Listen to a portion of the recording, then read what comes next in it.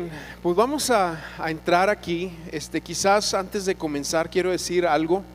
Lo comenté la semana pasada, pero también el día de hoy. Y quiero decirlo aquí enfrente de todos. Dos cosas ahí. Una de ellas es que los jóvenes ya tienen su retiro de jóvenes, ¿sí? A ver, ¿cuántos jóvenes hay aquí? A ver. Las mujeres son de repente más escandalosas, ¿no? Pero bueno.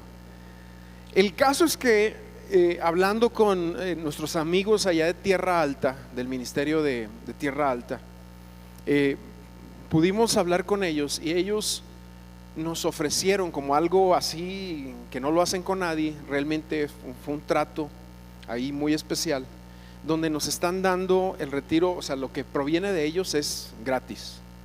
Van a recoger a nuestros jóvenes en camiones, son 2 noches de hospedaje, comidas, rally.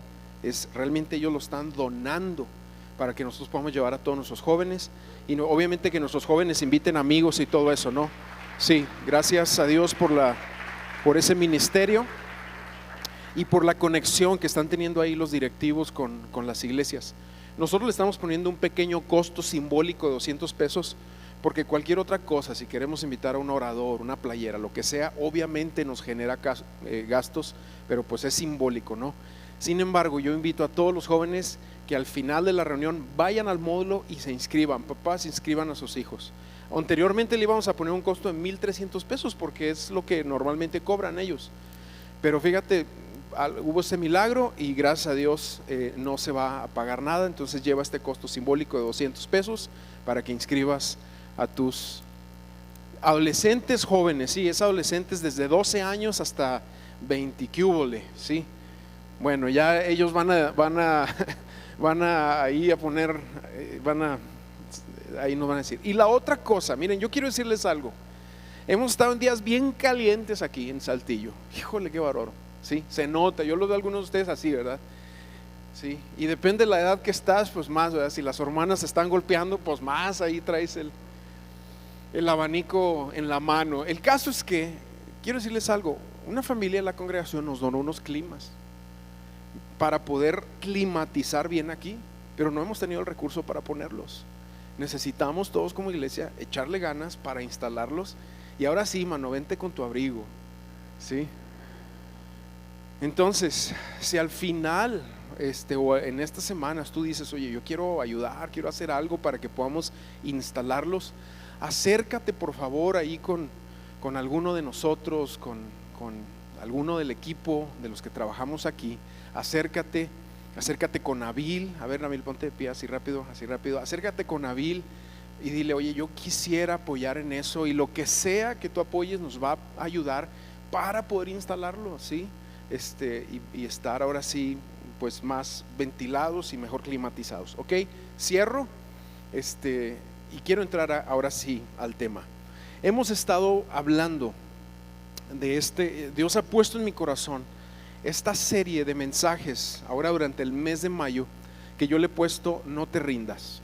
¿Y por qué no te rindas? Porque nosotros como creyentes vivimos en una serie de contrastes constantemente. ¿Contrastes de qué tipo?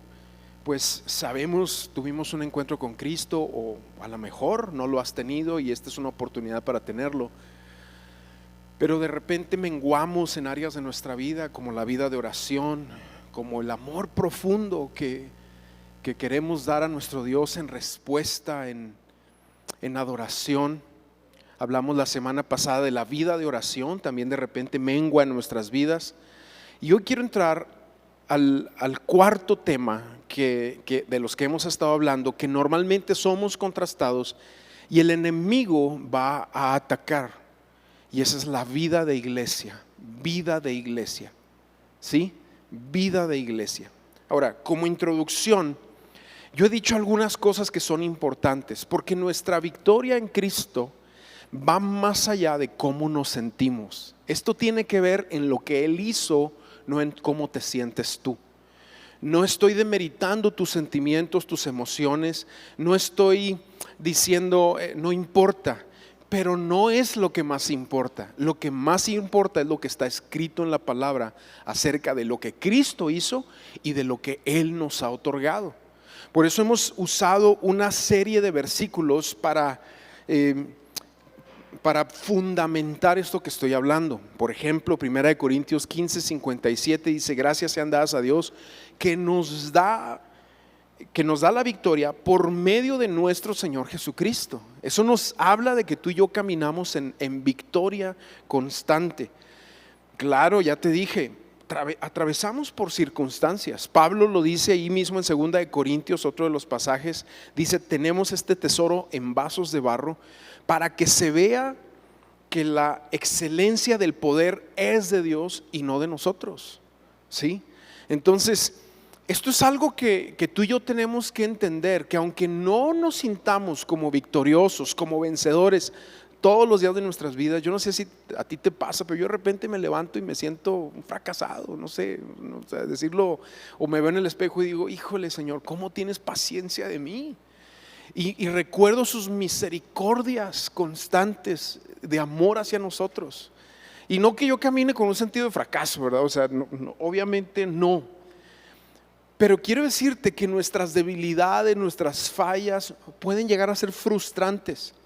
Pero independientemente de lo que pase por nuestra mente, de lo que sintamos o de los propios errores que hayamos cometido, lo que Cristo ha hecho en la cruz del Calvario está por encima de todo eso.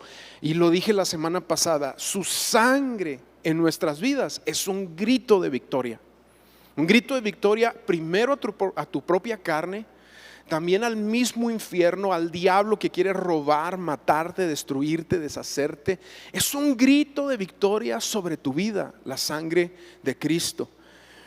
Y la pregunta que hemos estado haciendo es: ¿cómo nos sostenemos en la victoria? ¿Cómo nos mantenemos? Bueno, hemos usado otra serie de versículos, los sintetizo en uno solo. 1 Corintios 16:13 dice: estén firmes en vuestra fe. ¿Y de qué habla ahí? Firmeza en el sentido espiritual de lo que estamos hablando. No es salir a ver cómo nos va a nosotros, es entender que Cristo ya ganó, ya venció, y tú y yo nos estamos sosteniendo, estamos resistiendo en la posición que Él nos ha otorgado de un estado continuo de victoria. Aunque no lo sientas, tú vives en un estado continuo de victoria. La fe nos va a llevar a caminar en eso.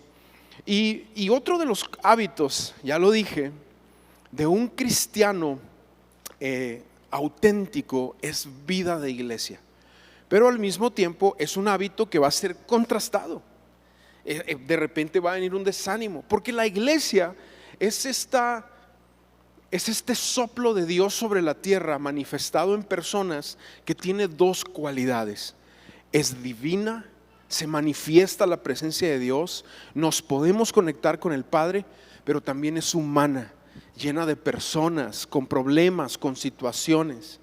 Y entonces ahí es donde está el contraste, y eso es lo que yo quiero tratar en esta mañana de explicar.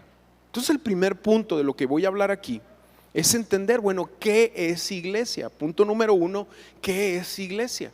Cuando hablamos de una iglesia, ¿a qué nos referimos? Porque hay quienes dicen: no, voy a la iglesia, y se refieren a un local, o voy a ir con un viaje misionero de la iglesia, y entonces es un grupo de personas. Y voy a la iglesia, y otros piensan en una catedral, en un algo así otorgado para una situación espiritual.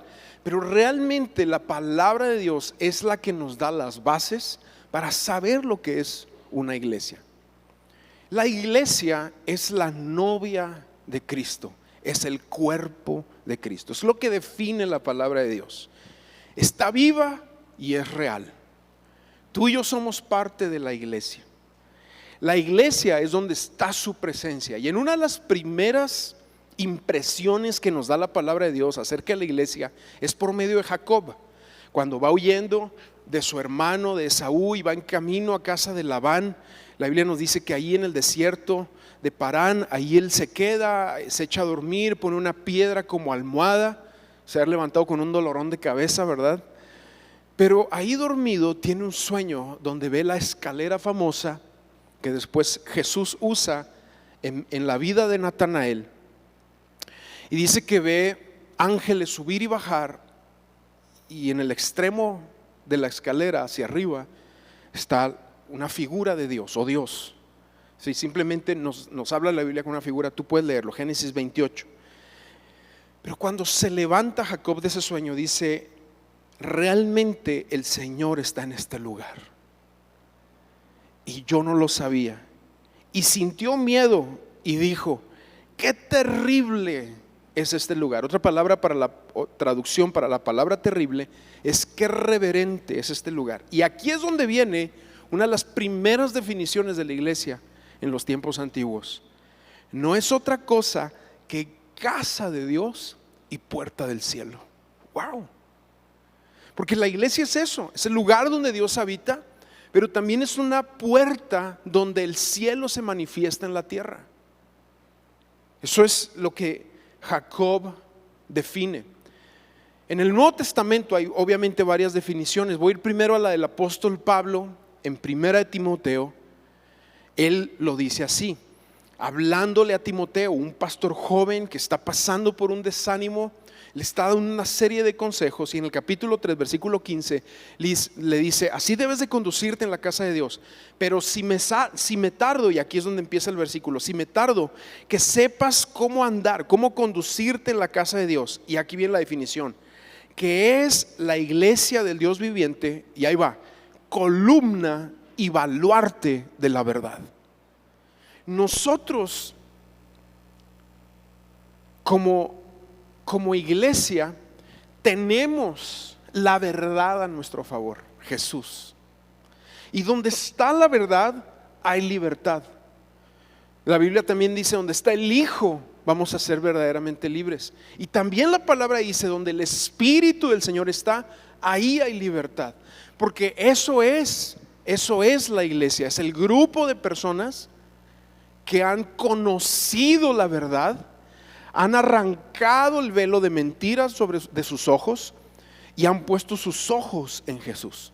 Pero quizás la más amplia de todas las definiciones de iglesia en el Nuevo Testamento es por parte de Cristo mismo. Es Jesús quien usa por primera vez la palabra iglesia. Iglesia significa asamblea, ¿sí? Es un grupo de personas. Pero Jesús no habla de cualquier grupo de personas, sino de personas que tienen características especiales, ¿sí? Que son las siguientes. Y está en Mateo capítulo 16. Empiezo a leer del versículo 16 en delante. Esta es la historia donde están en Cesarea de Filipos. Jesús pregunta: ¿quién dice la gente que yo soy? Y empiezan los discípulos a dar lo que la gente dice.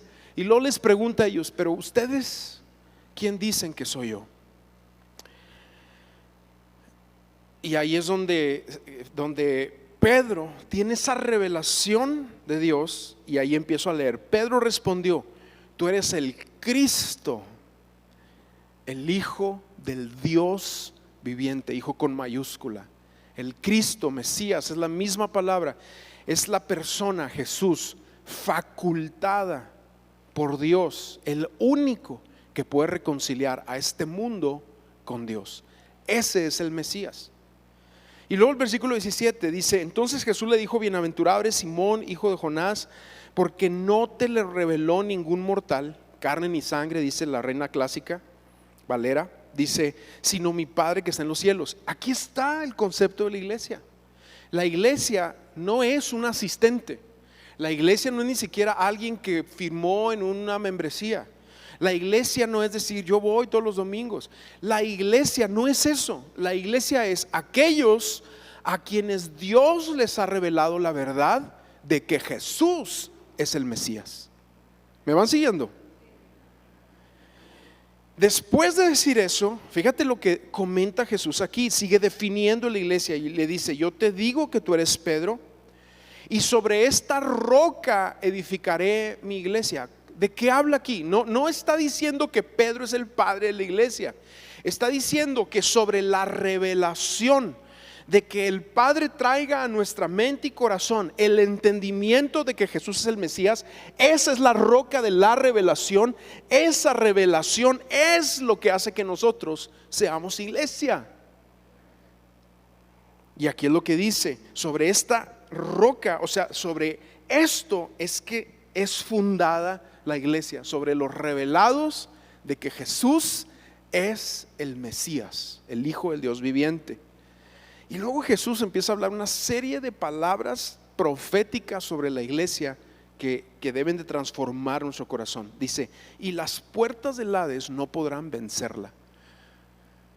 Por eso la iglesia es el organismo vivo que ha trascendido imperios, culturas, edades, porque está viva y porque Jesús la sustenta. Y dice, y todo, bueno, y a ti te daré las llaves del reino de los cielos, y todo lo que ates en la tierra será atado en los cielos, y todo lo que desates en la tierra será desatado en los cielos. Hay mucho que decir ahí, es muy profundo. Pero la iglesia es entonces el cuerpo de Cristo, por medio del cual trabaja el Espíritu Santo para los propósitos del Padre en este mundo. La iglesia no es un club, aunque nos da amistades, aunque podemos hacer una vida social. Cuando yo era pastor de jóvenes hace 20,000 años, el siglo pasado, imagínate, ¿verdad? Yo me acuerdo que los papás se quejaban conmigo porque les ponía muchas actividades y me los llevaba que aquí, que allá, y íbamos a un evento, y o sea, hacíamos muchas cosas. Y un día un papá se acerca conmigo, es que ¿por qué les pones tantas actividades? Oye, nunca lo tengo en la casa. Bueno, yo le dije, ¿qué prefieres? ¿Que busquen su vida social allá afuera, tus hijos, o que la busquen aquí adentro? No, pues aquí adentro. Pues yo le decía al papá, porque mi objetivo es que sus mejores amigos sean gente que ha conocido a Cristo. Porque tú sabes que si se buscan sus mejores amigos allá afuera, ¿cómo van a terminar nuestros hijos? Entonces te digo esto porque la iglesia no es un club, obviamente, pero sí nos presenta amistad. No es un lugar de entretenimiento como un cine o un estadio donde tú pagas y sales, ¿cómo estuvo la película? ¿Cómo estuvo el juego? Esta semana fuimos al juego de béisbol, que le pusieron un palizón que le pusieron allá los zaraperos. ¿Cómo estuvo? Pues jugaron re mal. Sí, o sea, la iglesia tampoco es un programa, la iglesia no es una institución, aunque necesita cierta estructura y necesita programas. Hoy se habla mucho de la experiencia de domingo. También el domingo tiene que ser un momento impactante, nuestra oportunidad de mostrarle a Cristo a través de la palabra, a través de los tiempos de adoración, a aquellos que no le conocen, como a lo mejor tú estás aquí. Sin embargo, decíamos, la iglesia no es un templo, un local, un edificio, pero la iglesia necesita un local, un edificio para funcionar en sus dinámicas diarias de fe correctamente. La iglesia es la expresión máxima de los principios del reino. La Biblia nos los expresa estos principios cuando dice, ámense los unos a los otros, anímense los unos a los otros, lleven las cargas los unos de los otros. Cuando yo de repente veo que alguien falta, a algunos les mando un mensaje, ¿verdad? Pero si tú ves que alguien falta, mándale un mensaje, no te vi, te animo. O sea, son pequeños detalles que hacemos de lo que representan los principios del reino en medio de nosotros. Otro principio, confesar los pecados los unos a los otros, hablar la verdad en amor los unos a los otros. Eso es la iglesia. Ya te decía, comprende un concepto divino, porque es la casa de Dios, es la puerta del cielo, es lo que Dios nos ha otorgado para dar a conocer su nombre. Pero también es humana, con gente en proceso, con gente con problemas, con gente que está batallando en áreas de sus vidas. También es humana, tiene estos dos aspectos. Sin embargo, es importantísimo entender que Cristo la ama. Cristo ama a su iglesia. Y yo quiero amar lo que Dios ama. Yo no sé si tú, pero yo también. Ahora, tener un concepto correcto o incorrecto acerca de la iglesia va a impactar directamente sobre mi familia. Y este es mi punto número 2. Tener un concepto correcto o incorrecto acerca de la iglesia va a impactar directamente sobre mi familia. Ahora, yo recuerdo creciendo, mis padres se convierten a Cristo. Nosotros somos de Chihuahua, vivíamos allá.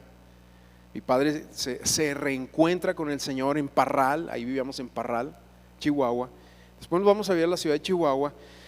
Y desde esos primeros días yo me acuerdo que nos empezaron a llevar a la iglesia. Todos los domingos íbamos a la iglesia.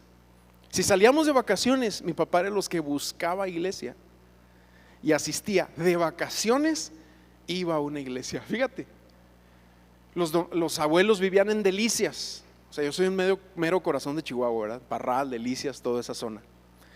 Mis abuelos vivían ahí. Cuando íbamos a Delicias, íbamos a la iglesia.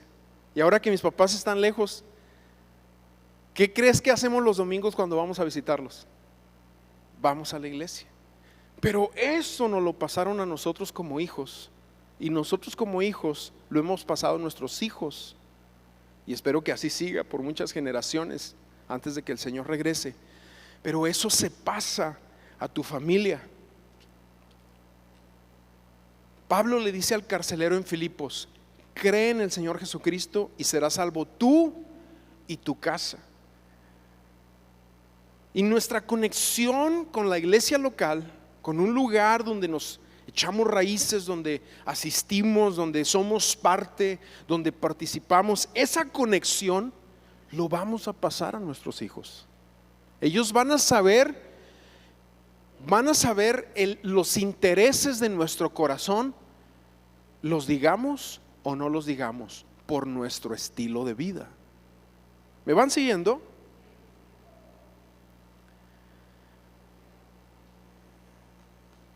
Y si un creyente no está vinculado, con la iglesia local, esta persona pierde propósito y también pasa a su familia este desinterés por la vida de iglesia. De hecho, hay algunas medias verdades o mentiras así combinadas con verdad que de repente rondan en el pueblo cristiano. Quiero hablarte de dos de ellas. Una es la gente que dice: Dios está en todo lugar. Sí, es cierto, Dios está en todo lugar, pero si lo decimos para desconectarnos de la iglesia, entonces ahí hay un tema, porque va en contra de ese concepto de la palabra de Dios. Y ahorita te explico el por qué. Pero podríamos decir, bueno, si Adán, que tenía a Dios para él solo, en una relación perfecta, no había habido pecado todavía, en una relación perfecta, ¿por qué Dios expresa sobre él: no es bueno que esté solo? Porque Dios nos creó para estar en familia, para estar en un grupo de social y de sociedad también, donde podamos amar y ser amados, y donde podamos expresar lo que Dios nos ha otorgado y recibir de otros lo que Dios ha dado a otras personas. Otro concepto que es una media verdad: gente que dice: yo me congrego por internet. No existe la iglesia por internet. Escúchame bien, no existe la iglesia por internet. Existen reuniones en línea, nosotros hacemos una, subimos una, pero la iglesia somos personas de carne y hueso, que nos rozamos, nos topamos los unos con los otros, y eso permite un desarrollo de nuestro carácter y permite ver a Dios en sus distintos atributos que nos va revelando.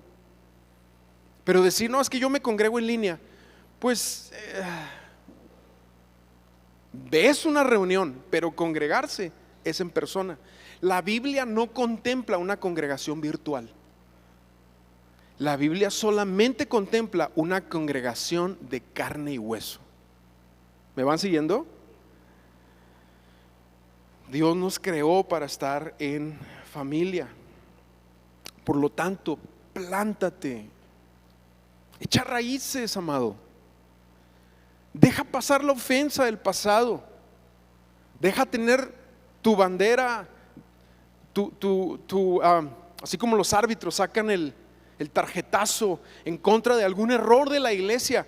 Guárdalo ya, renuévate. Y como te digo, echa raíces. Deja de ver todo con una mente crítica y métete a servir de nuevo a tu Dios. Como que están muy serios y noto miradas medias agudas ahí, man. Pero mi objetivo en esta mañana es que Dios renueve nuestra relación con la iglesia, tu relación, tu concepto de iglesia. Claro que la iglesia no es perfecta porque está formada por personas que no son perfectas. Y la gente que se sale quejándose que porque la iglesia, que esto, que el pastor, que los líderes, que aquel, que aquella, va a otra iglesia y ¿qué crees? Es lo mismo, dijo por ahí el ranchero. Porque es gente, somos personas. Punto número 3. Quiero hablarte de algunas consecuencias. Híjole, ya se me dejaron venir todos, ¿verdad? Con montoneros. Consecuencias de una visión correcta o incorrecta de la iglesia.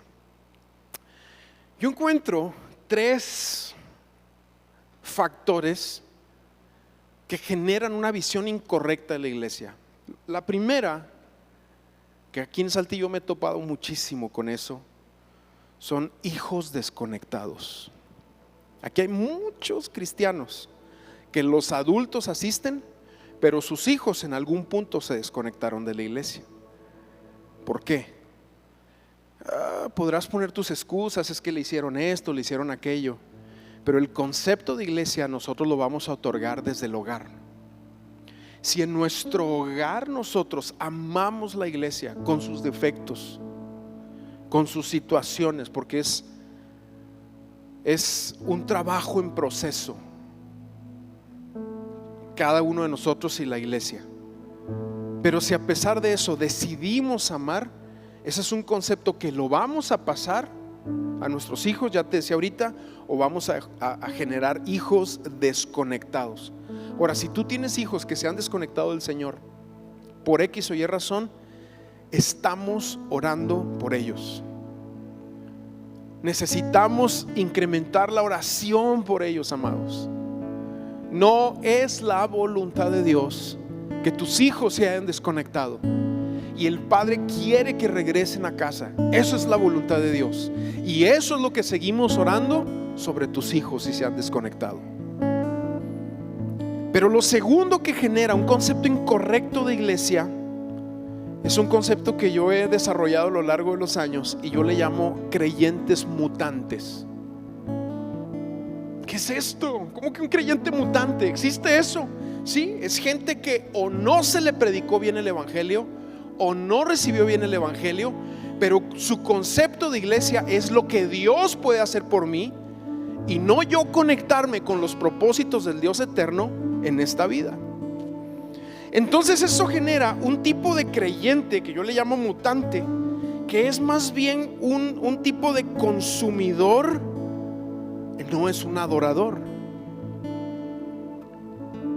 Es un admirador de las cosas espirituales, le gusta, hay un buen ambiente, tiene una carga, hay ciertos elementos ahí que busca. Sin embargo, es alguien que no ha tenido un encuentro con la belleza de Jesús, en donde se puede renovar constantemente. No ha sido cautivado por Cristo.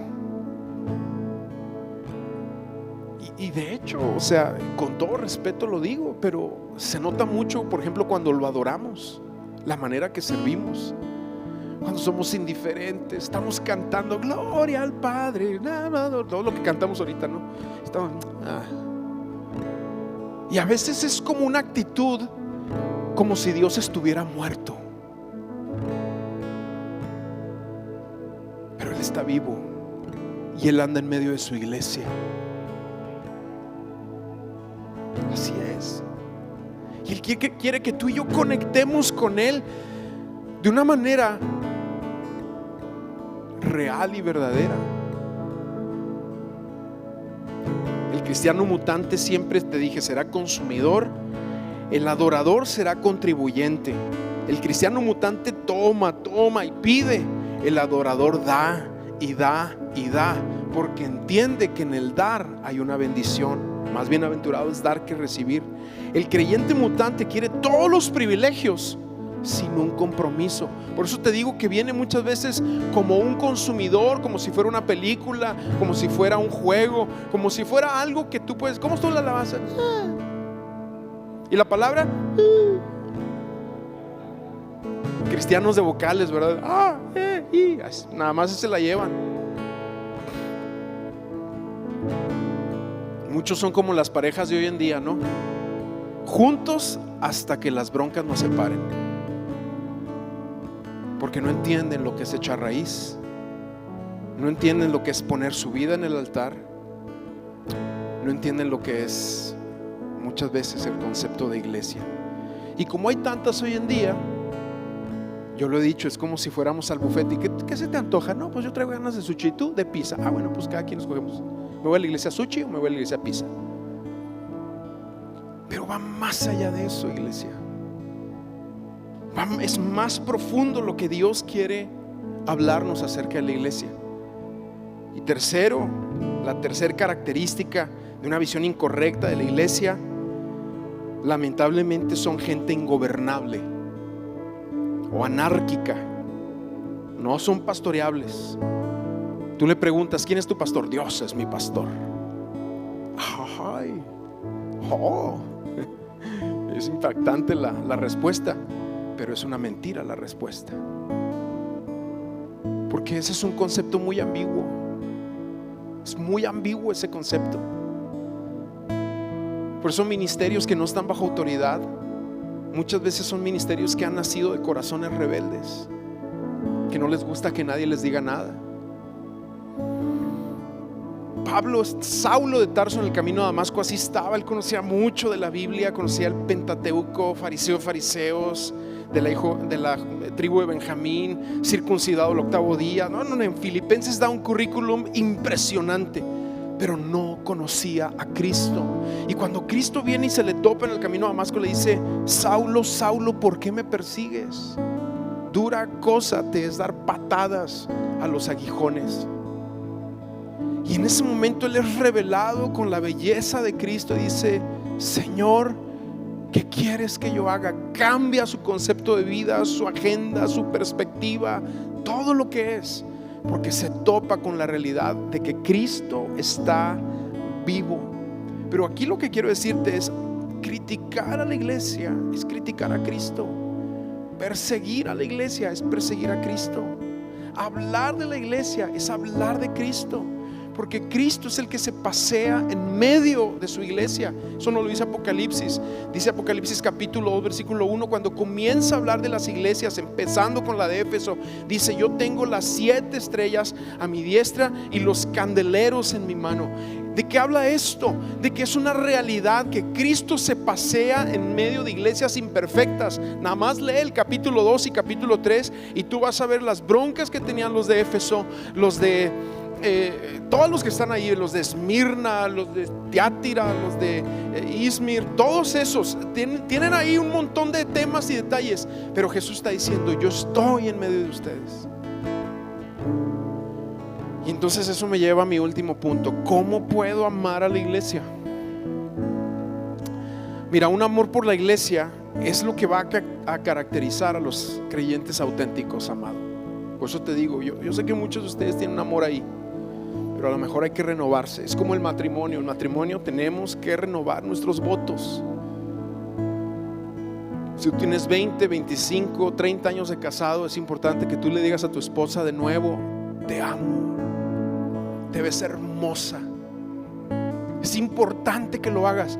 Eso trae una renovación. Esposa, que le digas a tu esposo: wow, mira nomás, qué tipazo. Pero volteándote a ti, no volteando a otras personas. Hay que entender que el amor no aparece así de la nada. No es una emoción espontánea que tengamos. Nosotros escogemos amar y aprendemos a amar. Y el amor por su iglesia comienza amando al novio, al Señor de la iglesia, a Jesús. El amor que no cuesta, amados, no es amor. El verdadero amor tiene que ver con entender la naturaleza y la misión de la iglesia. El amor se expresa como un compromiso en base al conocimiento. He conocido al Señor y eso expresa el amor. El verdadero amor no puede existir si hay ignorancia acerca de la existencia o naturaleza de una persona. Por eso Pablo lo define así cuando dice de que Cristo amó la iglesia y lo aplica al matrimonio, pero el contexto original es Cristo y la iglesia. Y dice: esposos, amen a sus esposas, así como Cristo amó a la iglesia y se entregó a sí mismo por ella para santificarla. Él la purificó con el lavamiento del agua por la palabra, a fin de presentársela a sí mismo con una iglesia gloriosa, santa, intachable, sin mancha ni arruga ni cosa semejante. Porque el Señor ama a su iglesia por encima de su condición, así como te ama a ti por encima de tus temas, tus detalles y aún de tus pecados. Él te ama. Amar a la iglesia es amar lo que Dios ama. Alguien dijo por ahí: no busques una iglesia cerca de tu casa, busca una iglesia cerca de la Biblia. Porque es la iglesia que te va a permitir conectarte con el Señor. En otras palabras, la iglesia no es un creyente aislado que desarrolla su fe independientemente, sino un ámbito donde una comunidad de creyentes en Jesucristo se pone de acuerdo y ejercen poder espiritual a través de la unidad.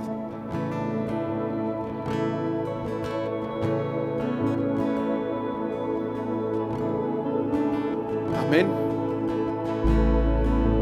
Ponte de pie. ¿Dónde estás? Vamos a terminar.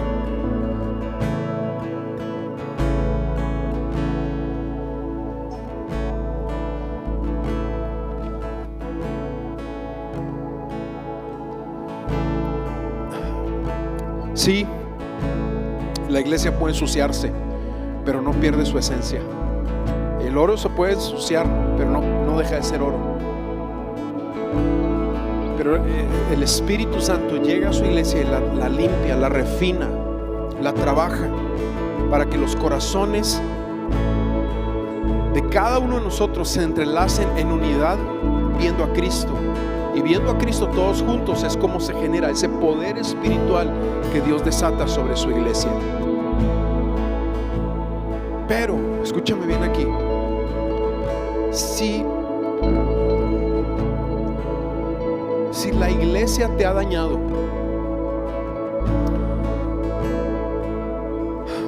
si algún pastor te ha dañado, yo pido perdón de una forma general y en representación también de otros pastores. Lo que se haya hecho, por vil que sea, no representa el corazón y la expresión y la definición de Cristo de la iglesia. Si algún líder te ha dañado, ha sido indiferente contigo, si saliste huyendo de alguna congregación por un error tuyo o por algo que te hablaron y a lo mejor saliste de ahí, el pastor te dijo: mira, y hasta te aventó una maldición ahí, casi de esas gitanas. Suelta todo eso, amado. Suéltalo, perdónalo, déjalo y conéctate, renuévate en tu vida espiritual con Cristo, en su concepto de iglesia. No agarres el concepto de iglesia de los hombres, agarra el concepto de iglesia de Dios en su palabra. Entonces, si tú saliste herido, te provocaron heridas, deja que el Señor restaure tu corazón, limpie tu alma, renueve tu entendimiento y vuélvete a meter, vuélvete a enamorar, vuelve a servir. Suelta toda cadena que te arrastra o que no te permite avanzar y conéctate con tu Padre amado, sirviendo con un grupo de personas, a la comunidad y a la misma iglesia. Padre, en el nombre de Jesús, yo oro por todos aquellos que de alguna forma fueron lastimados en alguna congregación o aquí mismo. Si no fuimos lo suficientemente cuidadosos, lo suficientemente amables, calurosos, Señor, oro para que cada uno de nosotros pueda dejar de lado todo aquello que a veces son conceptos que se convierten en fortalezas en nuestra mente y que no nos permiten avanzar en tus propósitos. Oro por todos aquellos, Señor, que han salido heridos, se han desconectado, están decepcionados de la vida de la iglesia, decepcionados de liderazgos o pastores o personas, ya sea porque directamente los dañaron o su testimonio no fue lo suficientemente bueno y ellos se decepcionaron y hasta dijeron: si así son los pastores, pues qué bárbaro, ¿qué es eso? Señor, yo oro para que tú traigas una renovación, un concepto nuevo, una frescura contigo, Señor, en conexión con la iglesia, en el nombre de Jesús. No sé, yo puedo percibir aquí que hay algunos que están con heridas en su corazón. Y si eres tú, yo quiero orar por ti. Quiero tomar un tiempo para orar por ti. Si eres tú, te invito a salir de tu lugar y que tú puedas venir. Si hay algo que alguien hizo y dañó tu corazón, ven, no te quedes en tu lugar. No te vayas igual que como llegaste. Y permite que el Señor sane tu corazón, tu concepto, en el nombre de Jesús, en el nombre de Jesús, en el nombre de Jesús. Cierra tus ojos ahí donde estás. Padre, en el nombre de Jesús, si hay alguien aquí, sal de tu lugar y vente. Sal de tu lugar y vente. Y permite que el Espíritu Santo renueve en tu corazón, que vuelvas a confiar en Dios, vuelvas a confiar no en el hombre, no en un liderazgo, vuelvas a confiar en tu Padre, que te hace servir incansablemente, que te hace entregarte incansablemente.